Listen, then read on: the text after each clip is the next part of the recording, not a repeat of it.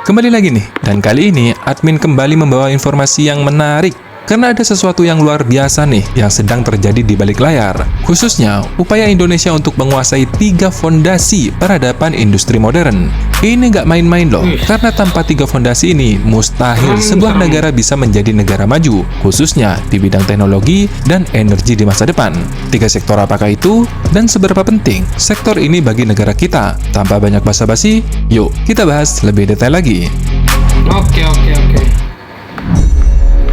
Diam-diam nih, sunyi, tanpa konferensi pers atau fanfare politik, ternyata nih, Danantara atau software equivalentnya Indonesia sedang melakukan manuver terbesar dalam sejarah industri nasional. Manuver yang hanya bukan menentukan arah ekonomi negara kita, tetapi juga mengubah kelas Indonesia di mata dunia. Kenapa? Karena Danantara kini bukan lagi sekedar pengelola investasi negara, tapi ia berubah menjadi senjata strategis Indonesia untuk masuk jantung industri raksasa dunia. Kalau berbicara jantung industri masa depan, itu apa aja sih? Yang jelas, ada industri kendaraan listrik dan sekaligus baterainya, kecerdasan buatan atau artificial intelligence, teknologi digital sekaligus data center, dan yang terakhir yaitu energi terbarukan. Negara-negara yang maju dalam industri tersebut dijamin deh bakal menjadi negara maju. Tapi, nah ada tapinya nih, negara yang maju dalam sektor ini belum tentu loh menjadi negara kuat atau mandiri tanpa dibarengi industri hulu. Ketiga industri hulu tersebut yaitu industri petrokimia, industri baterai EV, dan industri baja.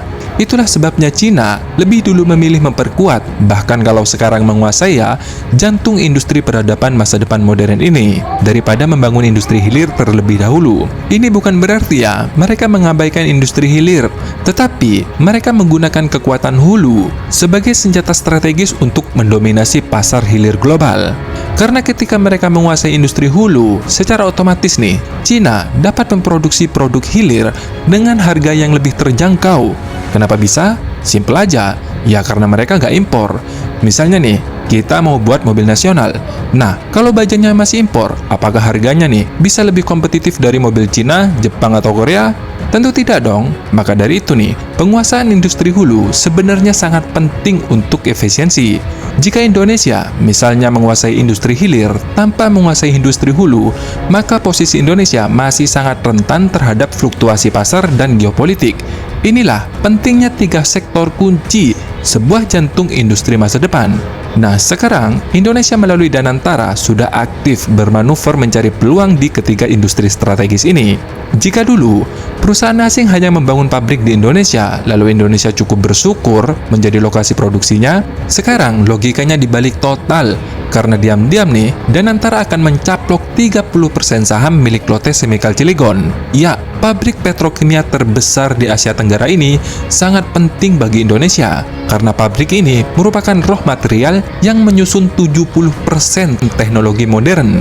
Yang perlu diketahui, petrokimia itu bukan hanya sekedar plastik bro, bukan. Ini bahan baku untuk segala elektronik dan teknologi yang kita pakai. Bayangin aja nih, seperti...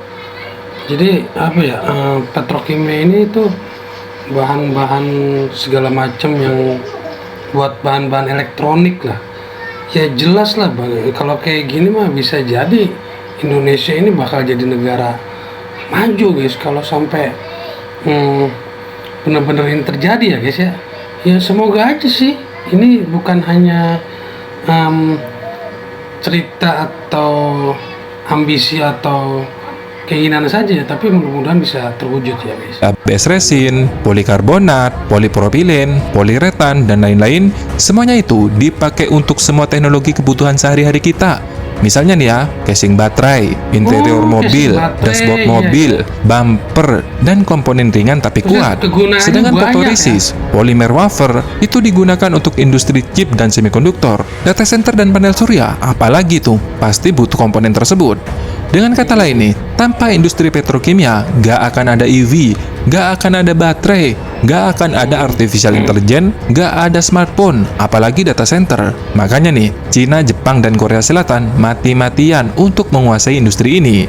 Dan sekarang, Indonesia mulai masuk melalui proyek raksasa Lotte di Cilegon. Industri hulu yang strategis berikutnya, yaitu baterai. Mungkin sebagian orang masih berpikir praktis kalau mobil listrik itu hanyalah sebuah alternatif atau pilihan. Wey, WK bro, lebih dari 44 negara telah menandatangani ZEV Declaration untuk mendorong 100% penjualan EV pada tahun 2035. Sedangkan negara-negara Asia Tenggara, seperti Thailand misalnya, akan melarang penjualan mobil bensin dan diesel pada tahun yang sama, yaitu 2035. Malaysia dan Singapura itu di tahun 2030. Sedangkan negara kita, Indonesia dan Filipina, akan melarang penjualan kendaraan yang berbahan fosil pada tahun 2040. Artinya, cepat atau lambat, mobil konvensional itu pasti akan musnah di muka bumi ini dan digantikan dengan mobil listrik atau mobil ramah lingkungan lainnya. Kalau di era sekarang, BBM itu tulang punggung ekonomi transportasi. Iya sih ya, jadi kalau kita ngelihat ke depan itu pasti untuk kendaraan bahan bakar kendaraan bahan bakar itu udah kemungkinan bakalan digantikan dengan kendaraan baterai atau listrik guys ya. Itu kedepannya pasti seperti itu, lambat laun, cepat atau lambat pasti bakalan tergantikan oleh sistem listrik dan baterai ini guys. Jadi udah nggak pakai lagi bahan bakar, karena kan kita tahu sendiri ya, bahan bakar itu kan kalau dipakai terus ya, kemungkinan bisa habis juga walaupun sebanyak apapun ya. Makanya ini dialihkan untuk ke baterai dan listrik. Ya lambat laun lah, mobil kan emang banyak nih, motor juga udah lumayan banyak nih, kendaraan listrik di Indonesia pun udah lumayan banyak. Pasti bakalan masa depan dunia itu bakalan berpindah ke baterai untuk kendaraan mobil dan motor guys. Maka di masa depan, pada saat era mobil listrik, baterai EV itu adalah jantungnya. Artinya, siapa yang menguasai rantai pasok baterai EV, maka ia akan menguasai masa depan transportasi dan energi. Dan yang perlu diingat, teknologi baterai itu bukan hanya sekedar aksesoris atau hanya dipakai untuk kendaraan listrik. Baterai itu adalah jantung dari seluruh peradaban digital. Karena pada dasarnya, energi hijau itu tidak selalu stabil. Matahari tidak selalu bersinar, angin tidak selalu berhembus, yang artinya tanpa baterai, panel surya dan pembangkit listrik tenaga angin tidak bisa disimpan. Maka jangan heran nih, industri strategis seperti pusat AI, data center untuk negara-negara maju saat ini sudah mulai tuh punya grid scale battery storage atau gudang energi raksasa yang berbasis baterai untuk menjaga listrik mereka tetap stabil. Nah, jika Indonesia nih berhasil menguasai industri baterai, maka secara otomatis kita bukan hanya memegang jalur hidup untuk industri EV global, tetapi juga jalur hidup untuk pusat artificial intelligence, data center, energi terbarukan, perangkat digital, dan lain-lain. Makanya nih, pas admin denger Singapura mau pindahin data center mereka ke Nongsa Digital di Batam, admin sendiri langsung senyum-senyum nih, ngakuin kalau mereka itu memang cerdas dan tanggap. Mereka tahu nih, kalau masa depan listrik mereka itu di kita. Tapi di sisi lain, mereka tetap mempertahankan kontrol hub di kawasan. Tapi oke lah, masih sama-sama untung kita. Nah, Danantara bersama raksasa asal Korea Selatan, EcoPro, kini telah menyiapkan investasi baru senilai 2 miliar US dollar untuk ekspansi besar di sektor baterai. Sebelumnya, EcoPro itu sudah menanamkan modal sebesar 300 juta US dollar di Morowali untuk membangun fondasi ekosistem nikel dan baterai. Namun sekarang, keduanya melakukan manuver yang strategis karena Danantara dan EcoPro telah menyiapkan diri untuk tampil sebagai Arab Saudi di masa depan. Kalau sekarang kan masih pakai minyak nih, ya Arab Saudi yang berkuasa karena Arab Saudi punya cadangan minyak yang sangat besar. Tetapi di saat dunia beralih nih ke energi terbarukan nanti, maka secara otomatis Indonesia mengambil alih tahta tersebut. Industri yang terakhir yang paling strategis yaitu industri baja. Jadi intinya gini guys, siapapun yang memegang atau menguasai salah satu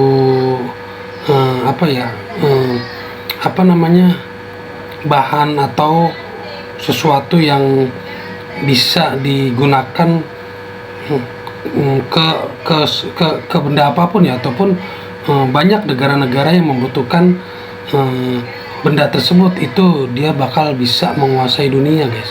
Seperti itu sih intinya. Ini merupakan tulang punggung industri modern, bahkan disebut sebagai mother of industry atau ibu dari semua industri. karena perannya nih sangat fundamental dalam pembangunan dan perkembangan berbagai faktor industri. Saking pentingnya baja, sampai-sampai produksi dan konsumsi baja sering digunakan sebagai indikator aktivitas ekonomi sebuah negara. Karena negara dengan industri baja yang kuat cenderung memiliki sektor manufaktur dan konstruksi yang berkembang. Maka dari itu, Indonesia mengunci industri baja melalui POSCO, perusahaan baja terkenal yang juga berasal dari Korea Selatan. Nah, kenapa POSCO nih? Karena POSCO bukan perusahaan sembarangan, bro. Ia adalah perusahaan baja terbesar di Korea dan masuk peringkat 8 di dunia. Indonesia memilih POSCO karena melalui Krakatau POSCO, perusahaan patungan Krakatau Steel dan POSCO telah terbukti lebih efisien dan lebih menguntungkan dibandingkan Krakatau Steel itu sendiri. Beda dengan Krakatau Steel yang tiap tahun tuh kita diberi kabar rugi, dan rugi. Tapi Krakatau POSCO itu beda. Ya awal-awal berdirilah, sekitar 2 tahunan lah, 2014 dan 2016. Krakatau POSCO memang sempat mengalami kerugian. Tetapi penyebabnya jelas, bro. Harga baja global jatuh, ditambah serbuan baja murah yang berkualitas rendah dari Cina. Ingat, serbuan baja murah yang berkualitas rendah dari Cina membanjiri pasar dunia, bukan hanya Indonesia. Namun setelah fase sulit itu, Krakatau POSCO berhasil bangkit. Sejak 2017 hingga saat ini, perusahaan ini selalu mencatatkan keuntungan, kecuali di tahun 2020 kemarin. Dan penyebabnya jelas juga, karena pandemi COVID-19 yang menghantam permintaan baja global. Makanya nih, ketika kemarin Krakatau Steel meminta suntikan dana nih ke Danantara sebesar 500 juta US dollar atau sekitar ya 8 triliunan lah, Danantara nggak ada respon tuh di media. Alasannya ya kalian tahu sendirilah. Padahal ya, waktu posisi dirut Krakatau Steel dipegang Silmi Karim 2018 hingga 2023 itu sudah bagus. 2018-2019 memang masih rugi, ya karena beban-beban utang sebelumnya. Tapi 2020 hingga 2022, Krakatau Steel sudah mencatatkan untung. Baru tuh, setelah Silmi Karim didepak dari Krakatau Steel, kemudian dipindah ke imigrasi 2023, kelihatan lagi tuh rugi lagi. Jadi, inilah alasan kenapa Danantara lebih memilih Krakatau POSCO dibandingkan Krakatau Steel yang murni BUMN. Ya karena BUMN terlalu banyak malingnya, simpelnya gitu aja. Nah, ketika sektor inilah senjata strategis negara-negara besar seperti Tiongkok, Korea Selatan, dan Jepang dalam menguasai pasar global. Masuknya Danantara nanti ketiga sektor industri hulu ini berarti Indonesia tidak lagi sekedar ikuti arus, tetapi mulai menjadi pemain inti, mengamankan kedaulatan teknologi jangka panjang, membangun fondasi untuk negara yang berbasis industri, dan tidak lagi bergantung pada bahan baku impor. Nah, itu tuh intinya. Jadi, gimana nih kalau menurut pendapat kalian? Apakah sebaiknya Danantara bertindak seperti sekarang ini?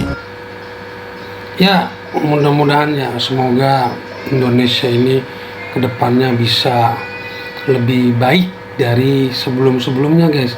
Dari segi apapun lah, dan masyarakatnya, rakyatnya hidup makmur dan sejahtera karena bisa menikmati hasil dari bumi Indonesia, guys.